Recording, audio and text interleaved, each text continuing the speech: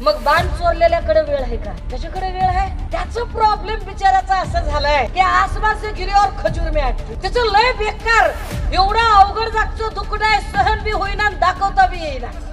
या सगळ्या पक्ष फोडाफोडीचा शिल्पकार अमित शाह. त्या अमित शहाने पण सांगितलं सारखं रडत द्यायचं नाही रे. आता काय करायचं? काल परवा अजित दादा म्हटले हो चांगला माणूस निवडा म्हटले, घोटाळेबाजांना मत देऊ नका. कोण म्हटलं बघा? अजित दादा म्हटले. आणि भाजपची माणसं फक्त या साहेब सतरंजी टाकली, या साहेब धरून काढले, दुसरं काहीच करत नाही. ते डायरेक्ट पक्ष फोडतात. त्यांचा पॅटर्न वेगळा आहे, नागपुरी पॅटर्न आहे त्यांचा रेशीम बागेतला. ते डायरेक्ट पक्ष फोडतात. जो माणूस अहोरात्र मुख्यमंत्री पदाच्या त्या सिक्युरिटीने पछाडलेला आहे, ज्या माणसाला अहोरात्र माझी मुख्यमंत्री पदाची खुर्ची कोणी काढून घेईल का, जो काढून घ्यायचा प्रयत्न करेल मी त्याला संपवायचा प्रयत्न करेल, यासाठी कटकारस्थान करत राहतोय, असा माणूस राज्याचे प्रश्न कधी सोडवणार आहे बरं? निवडणुकीचं बिगुल वाजलं, उमेदवारांची लगेच पळापळ सुरू झाली. इकडून तिकडे तिकडून इकडे अशी सगळी पळापळ सुरू झाली. काहींना असं वाटलं की नाही आता भाजपमध्ये गेलो तर आपण कदाचित निवडून येऊ शकू. याचा अर्थ भाजप फार पुण्यवान आहे म्हणून त्यांना वाटलं का? भाजपने फार कामं केली आहेत म्हणून आपण निवडून येऊ शकतो असं वाटलं का? भाजपची माणसं अत्यंत साधू पुरुष संत पुरुष आहेत म्हणून आपण निवडून येऊ शकतो असं त्यांना वाटलं का? नाही. आपण भाजपमध्ये गेल्यावर निवडून येऊ शकतो असं त्यांना वाटतं, कारण त्यांना कल्पना आहे, त्यांना असं वाटतं की निवडणूक आयोग आमचा घरगडी आहे आणि निवडणूक आयोग वाटेल ते करू शकतो भाजपासाठी, त्यामुळे भाजप मॅनेज करू शकते. आता भाजप मॅनेज करू शकते असं मी म्हटल्यानंतर काही म्हणतील असं कसं काय बाबा, मागे भाजपचं कार्यालय आहे. अरे आपल्याला नाद आहे, इलाका तुम्हारा और धमाका हमारा. आपल्याला लोकांच्या इलाक्यात घुसून बोलायला आवडतं. तुम्ही सगळे उन्हात बसलेले आहात, तुम्हाला मांडव असला पाहिजे आणि तुम्ही सावलीत बसलं पाहिजे असं आम्हालाही फार वाटतं, पण परमिशन आयोग देत नाही. पण त्याच वेळेला चंद्रशेखर बावनकुळे भाजपच्या सभेत असं सांगतात, हे ठाकरे मांडव टाक, टेन्शन घेऊ नको, चल एक पडदा 50 रुपयाचा लावून टाक. काय बोलायचं माझ्या मी बोलतो, राज्याला उत्तर द्यायला मी बसलोय ना वर, मी उत्तर देईल. आयोगाला काय सांगायचं ते मी सांगेल. काय बावनकुळे, आयोगाला मी सांगेल म्हणजे काय? आयोग म्हणजे काय? तुम्हाला तुमच्या घरातला चहा पाणी देणार असतो ना, एखादा घरात एक चहा पाणी करणारा माणूस असतो आणि त्याला पण सांगतो, ए रामू 2 चाय ला रे. असं 2 चाय ला रे म्हटल्यासारखं तुम्ही करताय काय? काय पद्धतीनं इथं कायदा कशा पद्धतीने वाकवला जातो, त्यांच्या ज्या चित्रविचित्र माहिती ते सोडून द्या, त्याच्यावर तर आपण आपली जीवच खराब करू नये, सोडूनच द्यावा तो विषय. गुलाब पाटील काल असं म्हणाले की आपल्याकडे नगर विकास खाते आहे, आपल्याकडे चिकार पैसे आहेत, 1 तारखेला झोपू नका, घराच्या बाहेर थांबा, लक्ष्मी येणार आहे. अरे कशी येणार आहे दादा, कशी येणार आहे? आपल्याकडे नगर विकास खातं आहे म्हणजे काय? अरे नगर विकास खातं हे नगरांचा विकास करण्यासाठी असतं. नगर विकास खातं हे इगतपुरी सारख्या नगरांचा विकास करायचा असतो. नगर परिषदेची निवडणूक आहे, काय इगतपुरीचा विकास आहे बरं? पण इगतपुरीच्या विकासावर बोलायचं नाही, त्यांना नगरांचा विकास करायचा नाही. आपल्याकडे नगर विकास खातं आहे, आम्ही तुम्हाला पैसे देऊ शकतो. आता हे तुम्ही ठरवायचं. भाजपा एक नवी संस्कृती आणू पाहते, भाजपा पगारी मतदार तयार करू पाहते. इकडे अजून एक चुना लावायला माणूस बसलेला आहे तुमच्याकडे, नाव आहे गिरीश महाजन. महाजनांना असं वाटतंय की ते फार मोठे राजकारणी आहेत, पण महाजन राजकारणी वगैरे अजिबात नाही. अरे तिकडे एक दोन जर गाड्या तुम्ही आडव्या लावल्या तर या गाड्या येणार नाहीत. नंतर बघता येईल की पोलिसांचं काय ते. तिकडच्या बाजूला आडव्या गाड्या लावल्या की होऊन जाते, इकडे 1-2 गाड्या आडव्या लावल्या की होऊन जाते. गिरीश महाजनांना असं वाटतं की ते फार मोठे राजकारणी आहेत आणि राजकारणातलं त्यांनाच जास्त कळतं. गिरीश महाजनांना राजकारणातलं कळत नाही. गिरीश महाजनांना ठेकेदारी आणि कमिशन मधलं जास्त कळतं.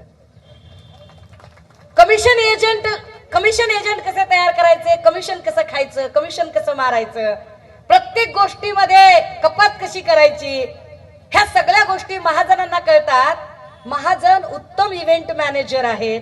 महाजनांना इव्हेंट मॅनेजमेंट कळतं. त्यामुळे देवेंद्रजींच्या पक्षात कुणी कमी जास्त आहे, कुणाच्या फायली आहेत, त्या फायली कशा काढायच्या, त्या फायली काढून त्यांना ब्लॅकमेल कसं करायचं, आधी त्याला पापी म्हणायचं आणि मग पापी माणसाला आपल्याकडे घेतल्यावर तोच कसा शुद्ध चारित्र्याचा आहे हे आपण जाहिरात देऊन कसं सांगायचं, हे गिरीश महाजनांना चांगलं कळतं. मग अशा गिरीश महाजनांच्या माध्यमातून नाशिक असेल, इगतपुरी असेल, इथली काही माणसं त्यांनी फोडाफोडी केली. काय फरक पडतो? इथूनही काही लोक फुटली, काय फरक पडतो? खरं तर त्यांची नावं पण घ्यायची इच्छा नाही, कारण ही ती सगळी माणसं आहेत की जी माणसं कदाचित जर त्यांच्या काही फायली नसत्या, कदाचित त्यांनी जर गैरमार्गाने माया कमवलेली नसती, 2 नंबरचा पैसा नसता, त्यांच्याकडे कुठल्या फायली नसत्या, तर ते घाबरले नसते, ते हल्ले नसते, ते एका ठिकाणी थांबले असते.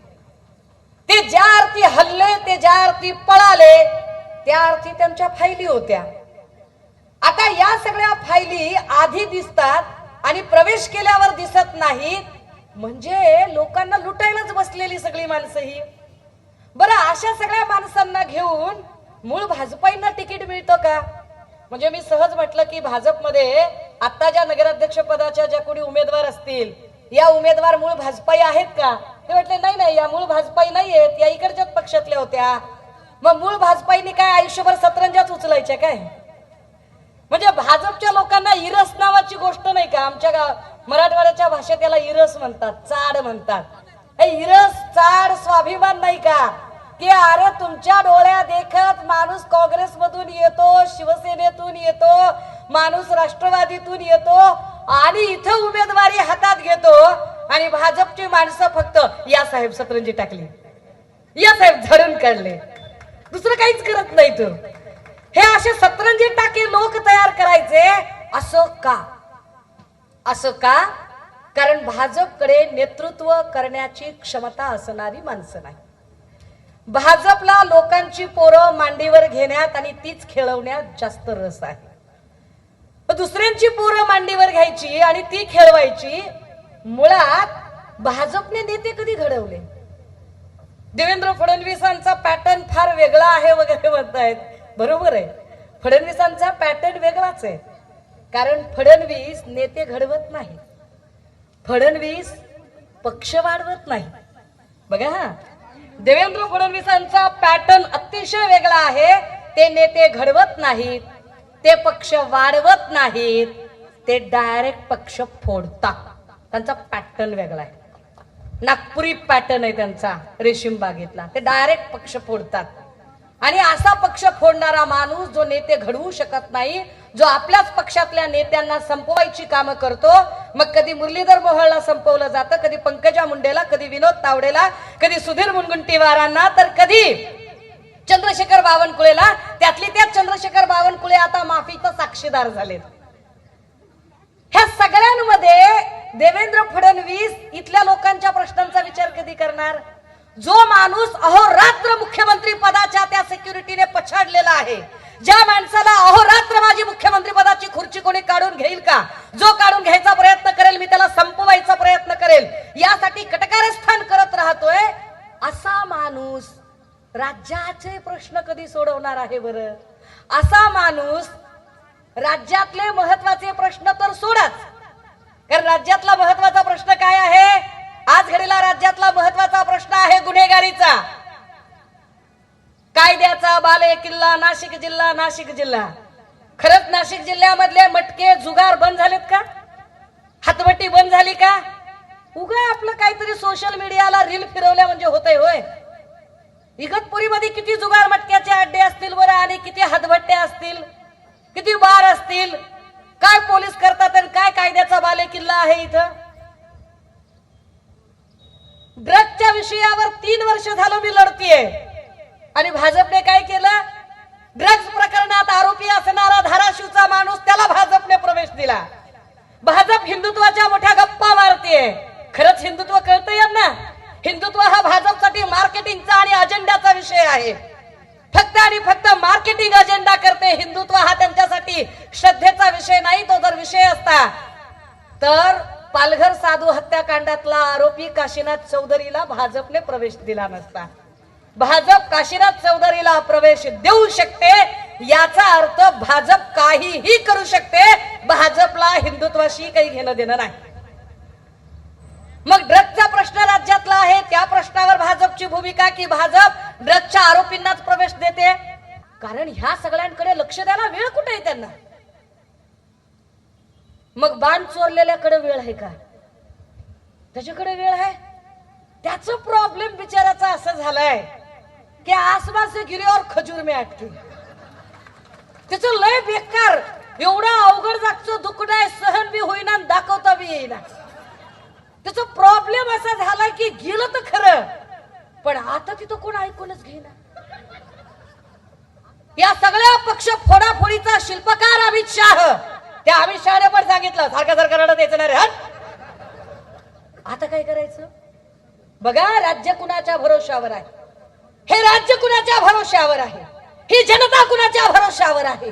ही माणसं कुणाच्या भरोशावर आहेत? आज संविधान दिवस आहे, हा कायदा कुणाच्या भरोशावर आहे? काय काय खरंच आपल्याला न्याय मिळतोय? काल परवा अजित दादा म्हटले, लोक हो चांगला माणूस निवडा म्हटले, घोटाळेबाजांना मत देऊ नका. कोण म्हटलं? बघा, अजित दादा म्हटले. काय संविधान दिनाच्या दिवशी मला खरंच जोक करायची इच्छा नाही, पण अजित दादा म्हटले घोटाळे करणाऱ्यांना मत देऊ नका, स्वच्छ आणि पारदर्शक कारभार करणाऱ्या माणसांना मत द्या. अरे काय धंदे. काल अजित दादा सुद्धा म्हणत होते की उद्धव ठाकरे आणि शिवसेनाच महाराष्ट्राला आधार देऊ शकते, हे कालच त्यांचं स्टेटमेंट आहे.